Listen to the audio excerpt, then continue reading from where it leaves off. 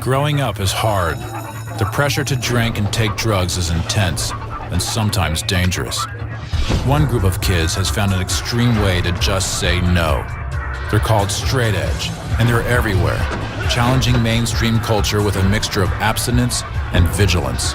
We are a group of hardcore kids fighting back. But this movement, committed to helping kids stay clean, is now being called America's Next Gang. What happened, and what does it mean for kids on the front lines of growing up?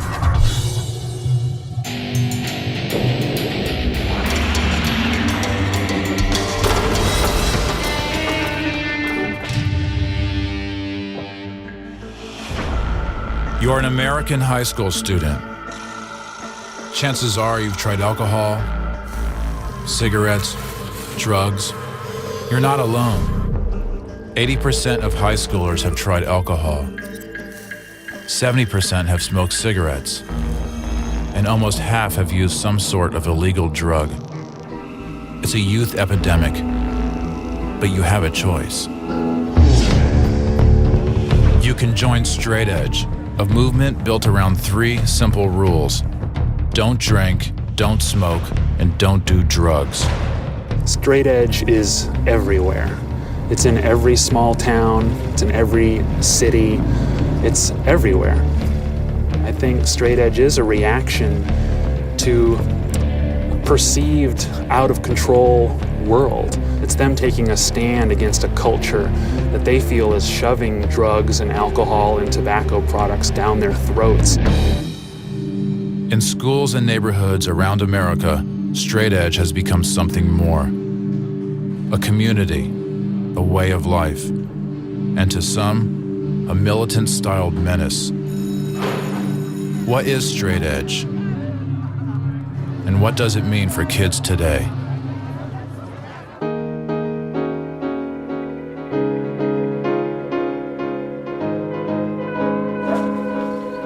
I grew up in Douglas, Massachusetts. It's a small town south of Worcester.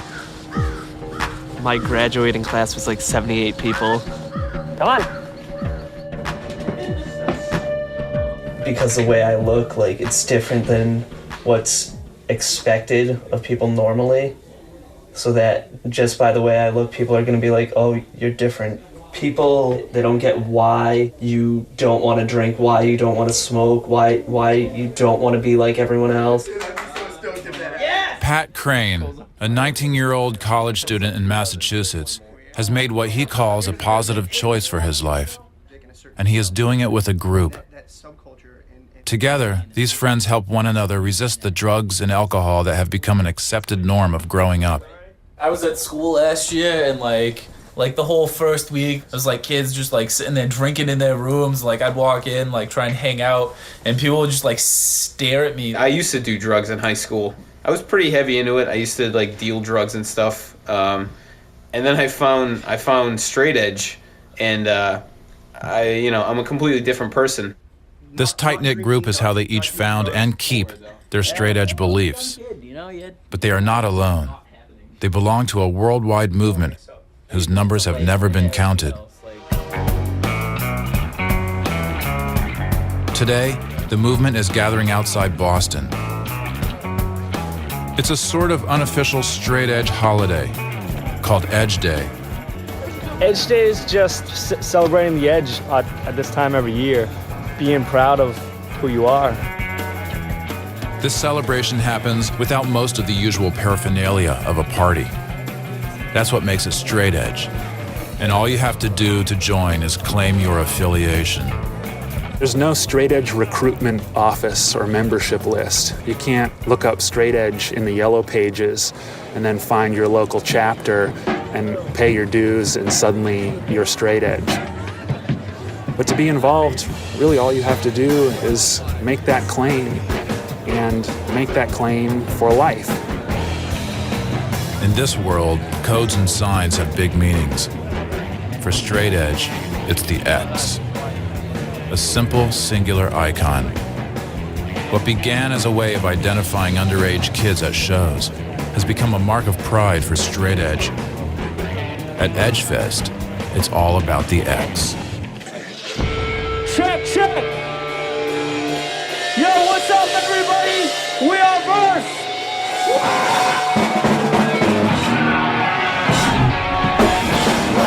The root of the music is punk. But here, the mosh pit is not fueled by drugs or alcohol. Instead, for kids like Pat Crane, this musical mayhem is powered by a gathering of the faithful. You feel pain when you get hit by someone else. You feel exhilarated when you're climbing on top of other people, and you know you're part of something that not everyone can be a part of.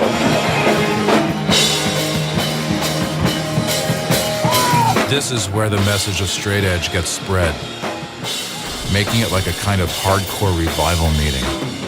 Will you live your life spending, or will you spend your life living?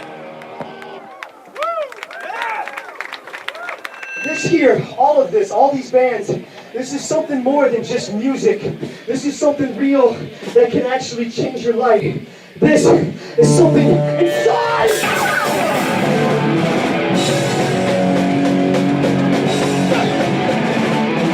It's a positive message, delivered in an intense medium. Dance moves are aggressive and ecstatic. Bands and their fans divide the mic.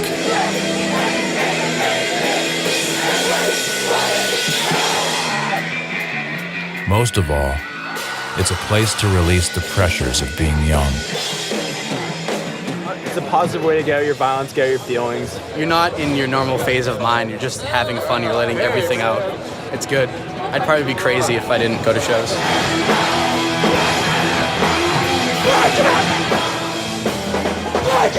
For Pat, it's the only place he feels truly free. When I'm at a show, it's probably the most exhilarating feeling in the world.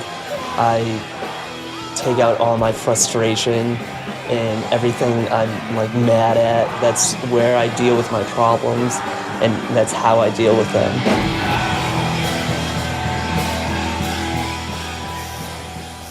Buy it for me, I'll get it. You either buy it for me or you don't. The positive, self-affirming feeling of straight edge is liberating in a world where kids feel they have to fit in. It is, in essence, a brotherhood of outsiders. This is, one of my many straight edge tattoos, It's really the only thing I really believe in life. We're all getting the same thing. It's like a friendship thing, What are you saying? I'm not in your club? I want to be in your club. I would say that, yeah, my friends are like my extended family. I know they're going to be there for me, and I know they're always going to, have my back whenever I need it. Straight edge brotherhood. Forever true, man. You're in the club, For Pat, he found he needed this new family after tragedy took root in his own. It happened when his father died. He drove himself away from me and my sister by drugs and alcohol. What I was first told is that he had mixed up medications, but what truly happened, my relatives didn't really want to tell me at first, is that he ended up committing suicide. I think I have an understanding that not many people realize, and it comes to affect your life as a whole. I knew from then on that I wanted to be straight edge for life. I like what I am, I like what I'm doing, and I like where I'm going. Pat and his friends are what straight edge calls posy, meaning they demonstrate their values by living a positive lifestyle and going against the tide of alcohol and drugs that kill thousands of teenagers a year. Positivity is really an expression of the core values of straight edge. I'm not going to be a militant person. I'm not going to try to shove my beliefs down somebody's throat. I'm going to set a positive example, and just through my example, I'm going to try to change the world. But you have another branch of straight edge that's more hardcore. The other side of straight edge. A militant minority that believes violence is justified in this revolution. They have gathered headlines and incidents connected to everything from beatings to bombings, even murder. and have brought the attention of law enforcement, parents, and other criminal gangs. What is straight edge for kids today? A safe refuge or a violent subculture? The answer is being fought out in communities across the country.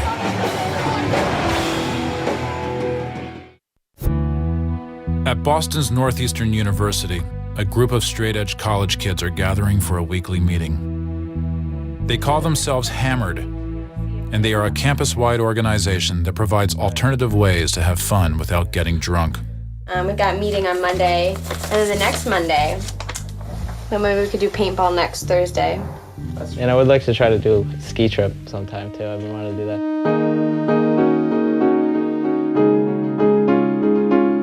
I think it's harder to meet people a lot of times if you're not interested in drinking or interested in going to a bar or something, because that's what a lot of your peers are doing. I mean, you know, if you come into class on a Monday, everyone's talking about how they got so drunk that weekend, you know? At least once a week, we have people throwing up in our bathrooms. Last night, a girl got taken away by the ambulance, and she's probably still in the hospital. In today's world, the pressures of being young can be overwhelming. Getting drunk, getting high, and losing control is the accepted norm.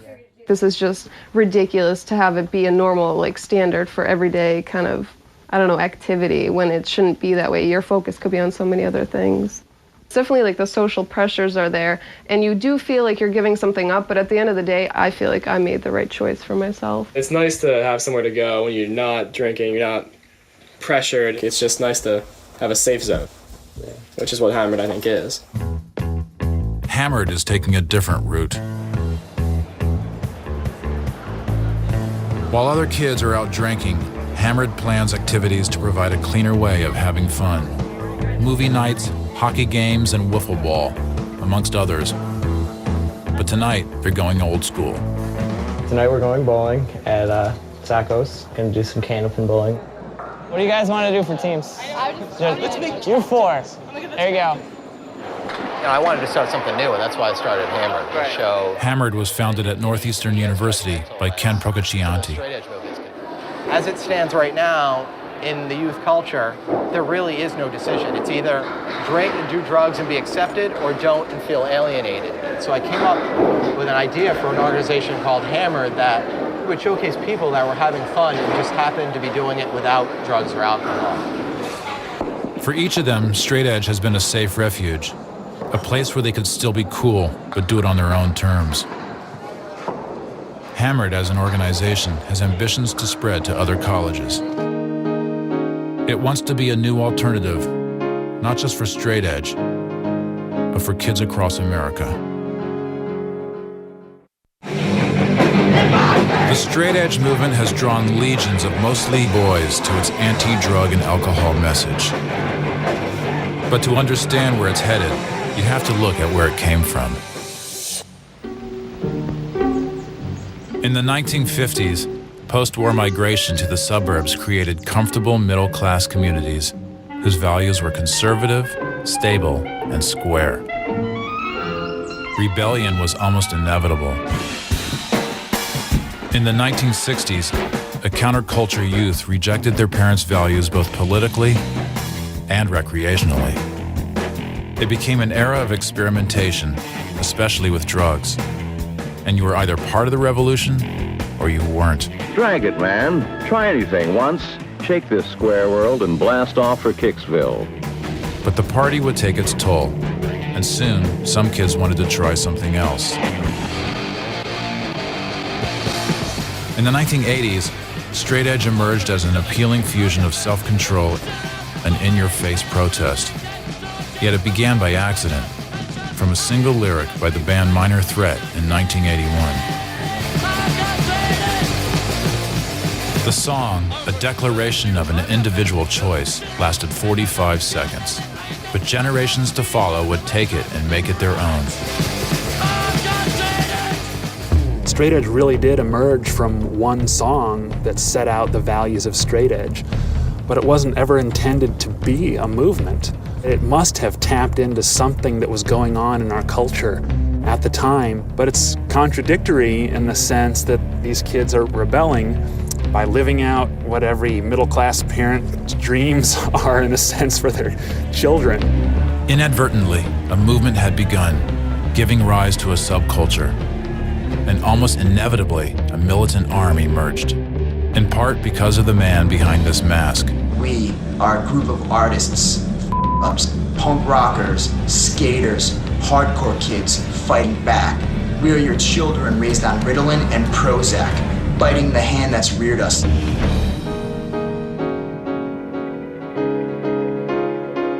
Life is tough, so get tougher, otherwise it's gonna chew you up and spit you out, you know, and that's always kind of been my mentality.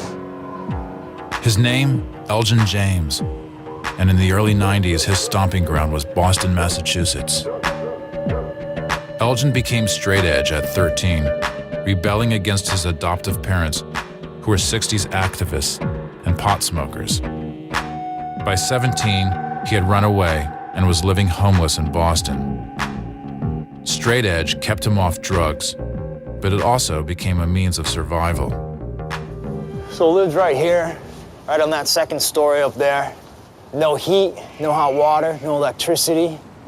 So this pretty much is where it all began. There used to be, you know, crack dealers on this street, you know, and that's when we started hatching the plan of, you know, how we were gonna survive. The plan was simple: steal what he needed from the criminals who dealt drugs in his front yard. I wasn't gonna victimize anyone innocent. My plan was to victimize the victimizers, which is how we started robbing drug dealers. It was the perfect straight-edge crime, buoyed by a kind of Robin Hood spirit. The money went to Elgin and his crew, and then to charities and straight-edge bands. It was a violent means to an end. Yeah, you know, my parents had marched with Martin Luther King, so they're pacifists. I got turned on to Huey P. Newton, Stokely Carmichael, and Malcolm X. But every kind of movement does have to have a violent side, because you realize pacifism usually doesn't work. In the decentralized, unofficial world of straight edge, Elgin and his friend John Buckley began building a more well-defined crew, one that went far beyond the goals and choices of kids who called themselves positive.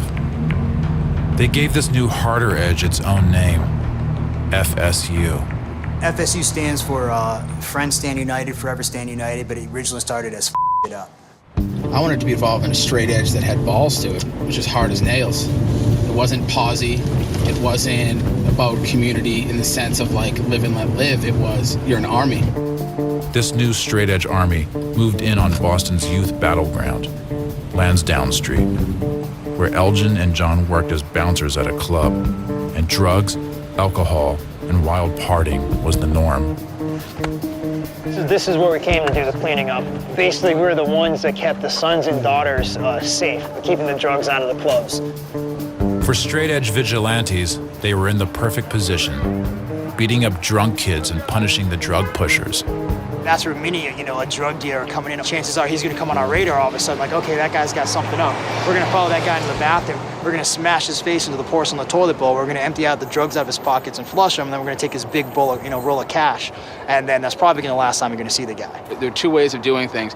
They gave us what we wanted and never came back, or we beat them, took what we wanted, and just turned them over to the cops. That's it. And so few ever came back. This guy right here? Roll my ass.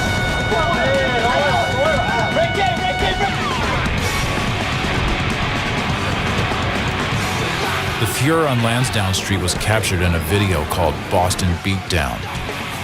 Given nothing, we are taking everything, making this world a place of our own. Laced with interviews with Elgin, it's a kind of documentary on the state of American youth culture. The director, Ronan Morris, is now a Boston lawyer. The majority of the problems that were out there on the street were alcohol-related. But if you look a little further, what you're really seeing is it's an American culture. It's, it's our society, whether you want to admit to it, whether you want to ignore it. The violence was meant to shine a mirror on the society they saw with straight-edge eyes. But it also brought attention, and worse, on Elgin and his crew.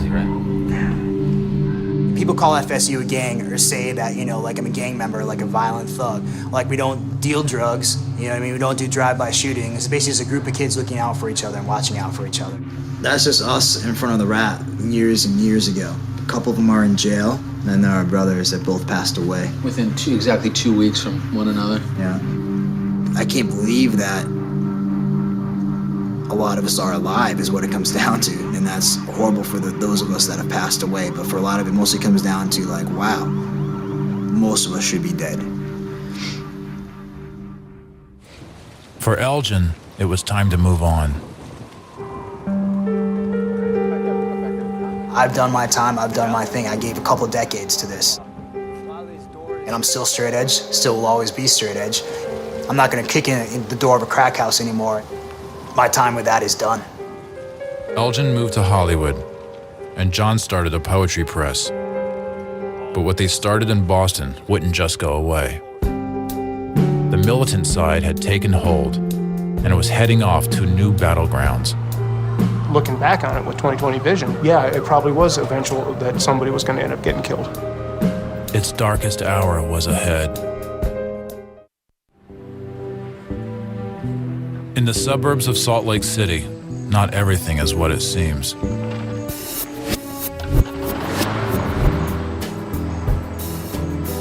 Jeremy Nelson is a homeowner, a husband, and a proud father. He was once also devoted to straight edge before he made a break from the movement.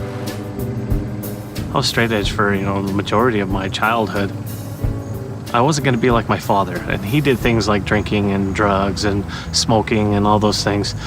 And I decided early on that I didn't want to do any of those. Jeremy got into bands and immersed himself in every aspect of straight edge. Now a family man, he sells what's left over of those days on eBay and regrets how it all changed. I wanted to get away from it when I started to see it become gang-related. Some people just walk away from straight edge, but Jeremy Nelson did something more radical. My bulletproof vest, keep me from getting shot. He became a cop.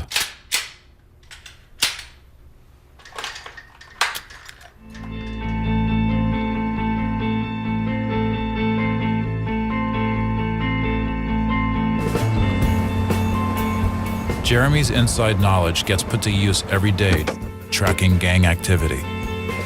Recently, he stumbled on this abandoned factory where he found a version of a turf war. Graffiti that showed straight edge in a verbal battle with other gangs. You can see where some of the other gangs have tagged over it. They said drug-free. The other gangs will come in and say, you are fags. You can see the Insane Clown Posse stuff, weed is good. And this is kind of what fuels a lot of those battles between those two. Graffiti is how gangs claim territory and even send specific threats. And that is precisely the problem now. Whether or not a portion of straight edge kids think of themselves as gang members, if other gangs see them that way, they become drawn into the gang world. In the US, more than 700,000 youth are part of street gangs. And though Salt Lake City may seem an unlikely center for gangs, they've staked their claim here. Now, straight edge is one of them. When we were investigating other gangs and other crimes and stuff like that, the word straight edge would come up occasionally. We were wondering, well, who is this group, or what are they doing, or what is a straight edger? And they're saying, hey, look, we don't do drugs, we don't do alcohol, we don't do tobacco, we don't have premarital sex. But there was just something that didn't stick right in my mind, that this isn't just a typical group. Detective Brent Larson and Sergeant Stephen Woldridge investigated the violent acts that got the group in trouble. They tracked more than 40 violent incidents, including a mob attack, arson at a McDonald's, and the bombing of a mink farm. I think the biggest realization for me was probably about the time when they caught the guys, was he drinking a beer at the Salt Lake State Fairgrounds and busted a bottle and then tried to carve an X in this guy's back. That's when it was just like, whoa, these guys are really kind of out of control. Looking back on it with 20/20 vision, wow, yeah, it probably was eventual that somebody was going to end up getting killed. Someone did. His name was Bernardo Represa. He was 15 years old. Sergeant Woldridge took us to the scene of the crime, 9 years to the day after it happened. It was Halloween night. A Saturday night in 1998, we had literally thousands of people out cruising around. A group of 30 to 40 straight edge gang members and their associates were hanging out here in the street corner. Straight edge kids were yelling taunts at some of the passing cars, including one carrying several local gang members. The car stopped. Kids got out, and a punch was thrown that set off a brawl. Soon, it was 30 straight edge kids against 7. There was a stabbing that occurred over in that parking lot. The victim of the homicide who ran southbound across the street, he was chased down by 4 straight edge gang members. He fell to the ground. He was struck several times in the head with a baseball bat, and then he was struck with a spring billy and stabbed. Bernardo Represa bled to death on the street. 2 straight edge teenagers were convicted in the killing. It was a rude awakening that a group not traditionally identified as a traditional street gang was involved in something as serious as this, that really was a wake-up call. For the first time in the nation, straight edge became a certified gang. Yet to this day, the Salt Lake murder is the only killing definitively attributed to straight edge. While alcohol alone is implicated in the top 3 causes of death for teenagers: drunk driving, suicide, and homicide. Had everyone gone too far? I think it's unfortunate that straight edge has been labeled a gang in some places because it produces 2 outcomes. One, it attracts kids to straight edge who might want to be involved in gang-like behavior. And 2, it gives straight edge a bad name for those kids who are simply trying to live out a positive lifestyle. In Salt Lake City today, the consequences of the murder live on, even for kids trying to reclaim a positive straight edge. For Matt, Chris, and Alex, they just want to move on. We are cooking enchiladas, and they are vegan. And look at this. This is chicken, but it's not made from chickens.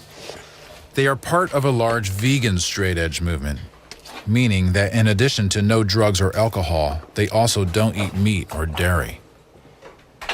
It's a faction in a movement with many faces. There's Republican Christian straight edge kids. There's vegan straight edge anarchist kids. I don't think it's a matter of like signing up for a specific club of straight edge. It's more about who you are as a person. And straight edge is just a label. It's a lifestyle. Their vegan diet reflects an intention to do no harm to themselves or to the world, which in itself refutes the gathering image of straight edge as a violent movement.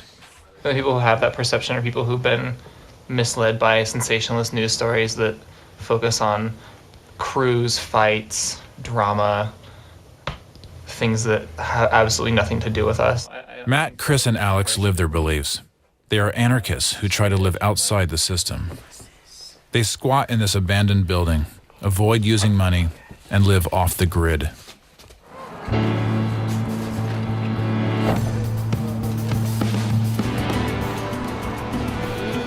Yet even for them, the gang label hangs around what they do and who they will encounter on the straight edge journey, as it does for anybody choosing to enter this movement now.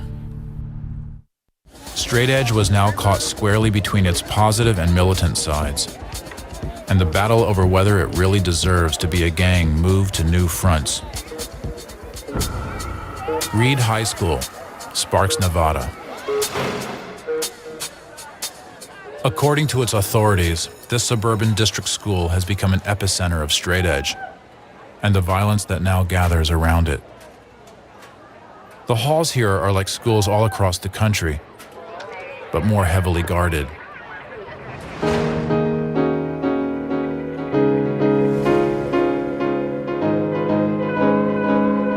A vice principal of discipline and a contingent of full-time armed police officers patrol every day.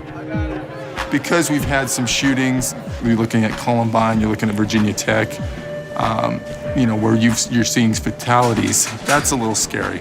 A lot of it is just being proactive and trying to be on top of everything. But what they are really concerned about is gangs. And because of dozens of incidents this year alone involving straight edge kids, They are watching the movement carefully. This year, it felt like straight edge was starting to emerge again. There started to be more problems. Literally, it was like an entire week or two of problem every single day. What will happen is they will get about 15 guys and circle around one, and then they beat up on one guy. And they usually don't just use their hands. It's usually, like I said, pepper spray, brass knuckles, and some sort of weapon. Hackbush and his officers patrol the halls looking for evidence of gangs, including straight edge. Sometimes clues as apparently inoffensive as a t-shirt that says drug-free. It says drug-free. What other message, more positive message, would you want at your school? Well, you're right. Until there's about 5 to 10 of them wearing the same exact drug-free sweatshirt and wearing that, and then that's their outfit. But such vigilance from the law can be confusing to kids who look to straight edge as a way to stay out of trouble.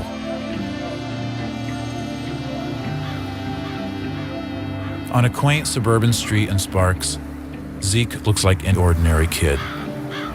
A Reed High School junior, Zeke learned about straight edge not long ago, and like many kids, felt like he had found a home. It was really eye-opening when I found out, on the internet and stuff, that straight edge is all over. At first I thought, oh, maybe it's just Reno or something, and then I found out it's all over Boston and Salt Lake and everything. I found it's all over the world even. It meant a lot being part of something so big.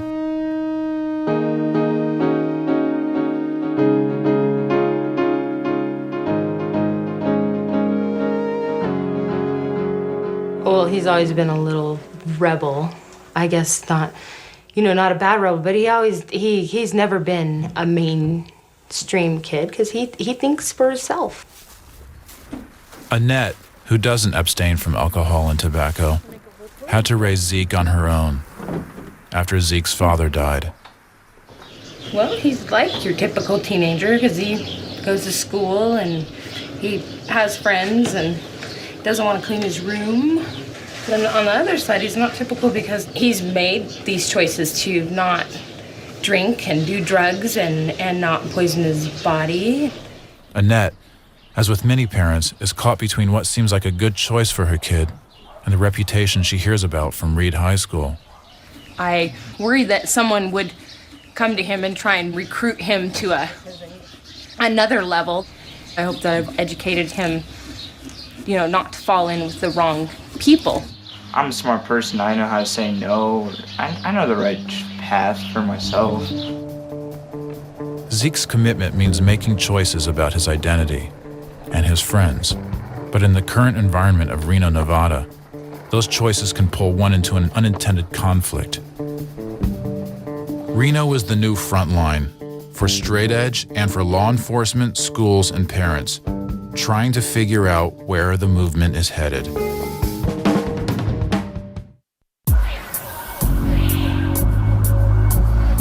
Reno, Nevada. 24-hour casinos, free-flowing liquor, even legalized prostitution. A modern-day Sin City. It's also a new front line for straight edge. Tony Battle, a tattoo artist and singer, helps keep guard. I do pretty much every straight edge tattoo in this town. But I just won't tattoo straight edge on anyone. If I don't know them, I've never seen them before, then I usually say no. I don't want to give them a tattoo that they'll eventually end up just mean nothing to them, scar their body with something they're not going to live for.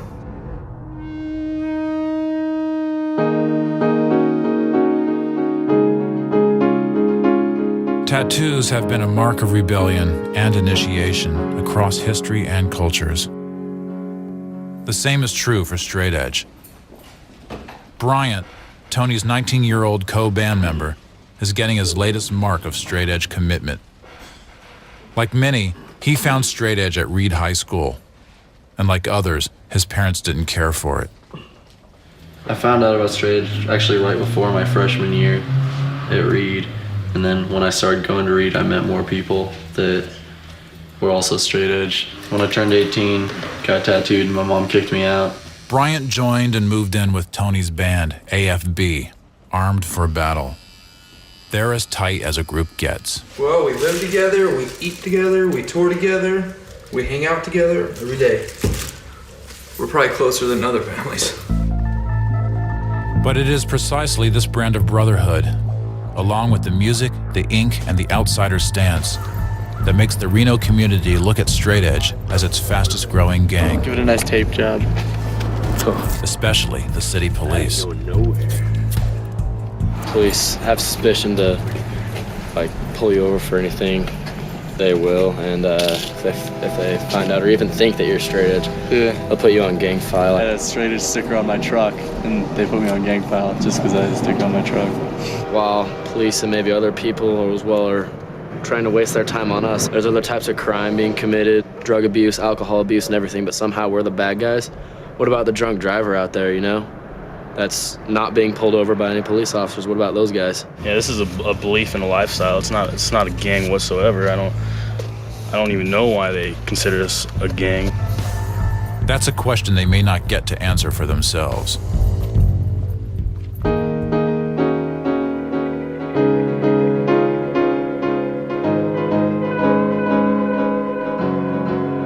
The Reno Gang Unit deals with many of the nation's worst gangs. MS-13, the Crips, Aryan Brotherhood.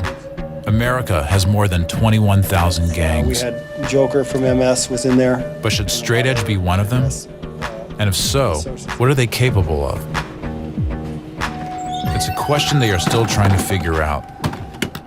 This is just all the, stuff that we've accumulated over the years of dealing with gang members. Axes.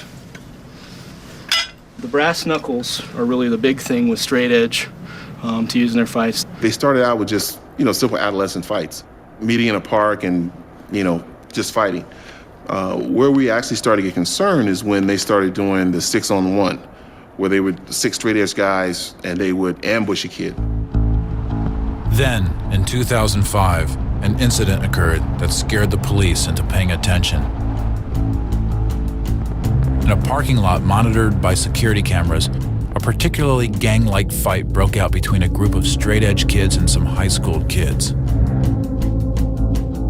They showed up at a local casino and beat a kid down and used a shovel on him when he was down on the ground. That goes to malice. That shows that you are intending to inflict more than just pain. You are going to inflict harm, and serious harm. That was enough to put Straight Edge on the unit's criminal watch list. And since then, they have logged dozens of incidents. We didn't want to say that everybody who is claiming Straight Edge or has the Straight Edge beliefs are a threat to our community here. The majority of people aren't. There are a small percentage of people who are spinning out of control. I will not leave the county without first obtaining prior permission from my probation officer. 16-year-old Zeke is now in the system, one of dozens of kids whose affiliation with Straight Edge helped land them in the Reno criminal gang file. It's kind of funny. Drugs, alcohol, and other harmful substances I will not use, purchase, possess. Zeke got probation for writing graffiti and for violating his town's 10 p.m. curfew for minors. Because of a Straight Edge tattoo on his ankle, his misdemeanors were elevated. It must have been a month after he got his curfew ticket, I got a notice in the mail that says, your son is now in a gang file. And I was like, wow, what does that mean? It bothers me that he would be in a gang file because he's not a gangster. I think they got it completely mixed up. It's just a bunch of guys and kids making their point that they cannot do drugs, not drink alcohol, not smoke, and be completely fine and have tons of fun. For now, Zeke has to visit his probation officer every 2 weeks. I hate to go up there, all the way up there and go through the metal detectors, and then every step he takes now, somebody will be looking for him to be doing something, or if he's out and about having fun with his friends, are they going to look at him firsthand and say, there's a Straight Edge kid, he's up to no good? Saturday night, Reno. At the house shared by AFB, kids are gathering to hang out. Zeke is among them, and talk turns to their gang status. Did you read that newspaper article? They're like white suburban terrorists. We definitely don't have any gang meetings or like. We're the most unorganized people you'll ever meet. Frats right up the street, they're all organized. They have meetings, they all do stuff as a group. I'm pretty sure if one fights, they all fight, you know? That's organized stuff. Zeke is still on the edge of this group, but he understands the commitment and that this group must look after and defend itself against mounting opposition. No one, straight edge or not, I can guarantee you don't want to see your friend in the ground. You don't want to see your friend get beat up. You know, our reputation just keeps growing because if someone messes with one of them, you mess with all of them. It's very important. Like if you fall back, you're gonna have those kids that catch you. They're gonna be there to support you.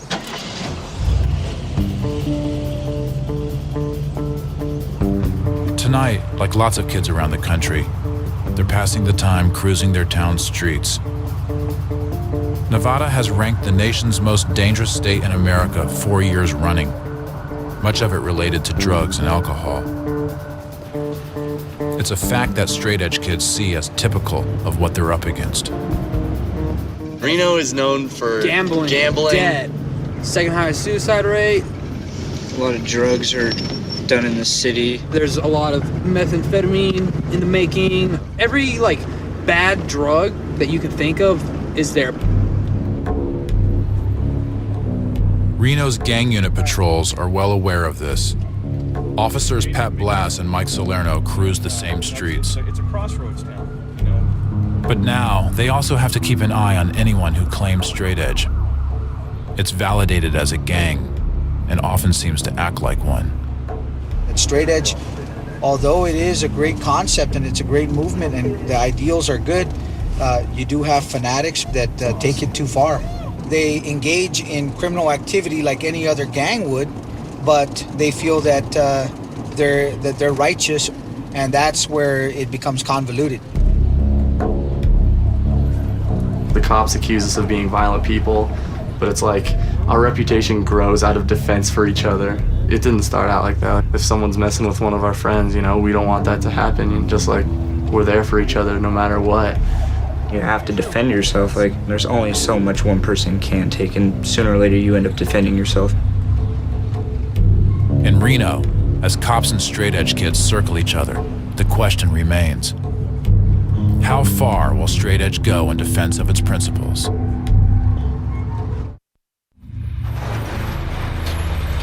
Tonight, in Reno, Nevada, a major hardcore show is bringing together local bands.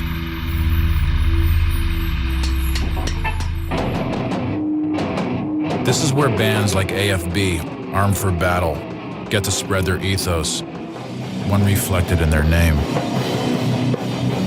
Self-explanatory. We live in a war every day. War against drugs, violence, war against whatever. The shows are also a chance for Reno's straight-edge community to defy their image as a violent gang, to show that their world is about good, clean fun. At the downtown venue, all the alcohol is put away. Covering the bar up. It's a straight edge show. No exposure to alcohol. Outside, the sign of the X is everywhere, including on Reno high schooler Zeke and his friends. It's packed. A lot more packed than I thought it would be. That means a lot of people are coming out to support this. Lots of kids. But straight-edge kids are not the only ones coming tonight. Just distributing people's different opinions on things. It's all political propaganda. To an extent, some of it. The gang unit keeps tabs on the movement. You know, just. You mind if I take some of these? No, not at all. And on the kids. So we want you guys to have a good time. We just don't want any problems. So there's a couple bad apples out there that are giving you guys a bad name then. The police don't understand that. If we're at a show, having a good time, you know, you'll have people come in that dislike straight edge and come in and try to pick a fight with us.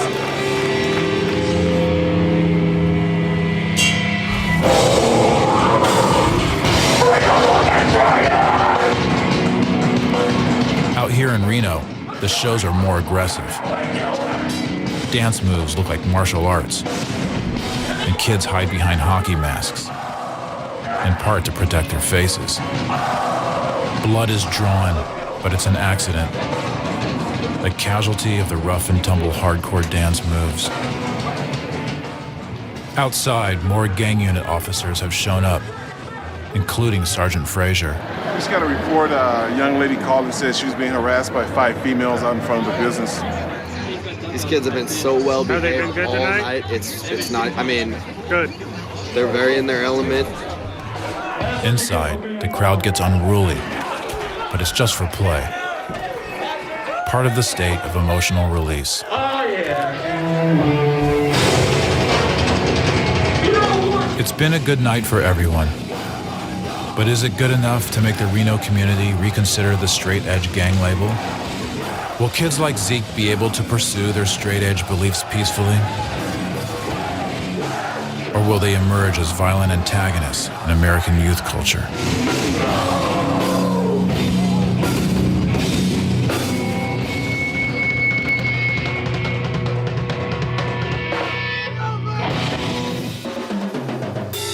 I support Ezekiel in his beliefs, you know, like any parent would. I like him not drinking. I like him not doing drugs. I worry about where straight edge may go. Will the gangsters take over? Will it go that way, or will it become just a lifestyle without the fanaticism or the radicalism of, you know, their beliefs?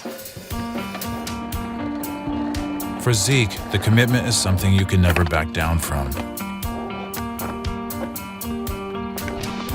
And that's what keeps straight edge alive. And I'd be letting down like all my friends that I call my family pretty much. And then I'd be letting down mainly myself for setting such high commitment to myself and then just throwing it away. I'd be letting down a lot of people.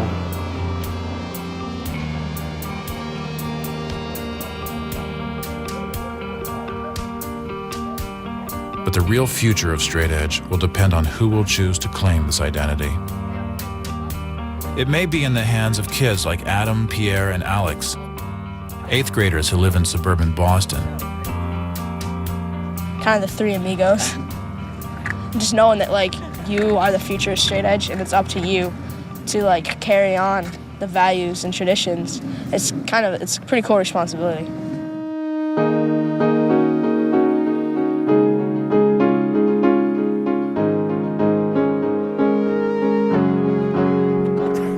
They already know that straight edge can help them navigate a tough world for American teenagers.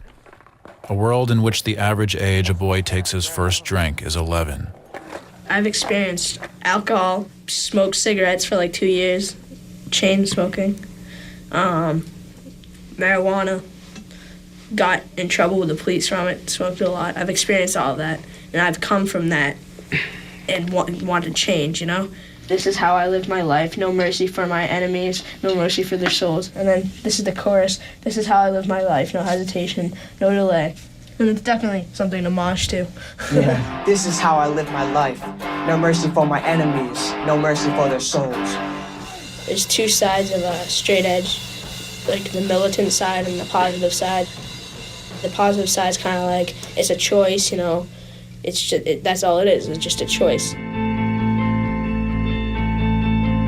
The militant side is kind of like, we need to clean up this country, kill drugs, they're scum. In the future for straight edge, for us, our generation, I'm not gonna go out and kill people, but I'm also not gonna, like, tolerate drugs around me and the ones that I love. Straight edge isn't going anywhere. It's going to be, I think, a permanent fixture of youth culture. And that tension within straight edge between the positive and militant sides, I think, will always exist.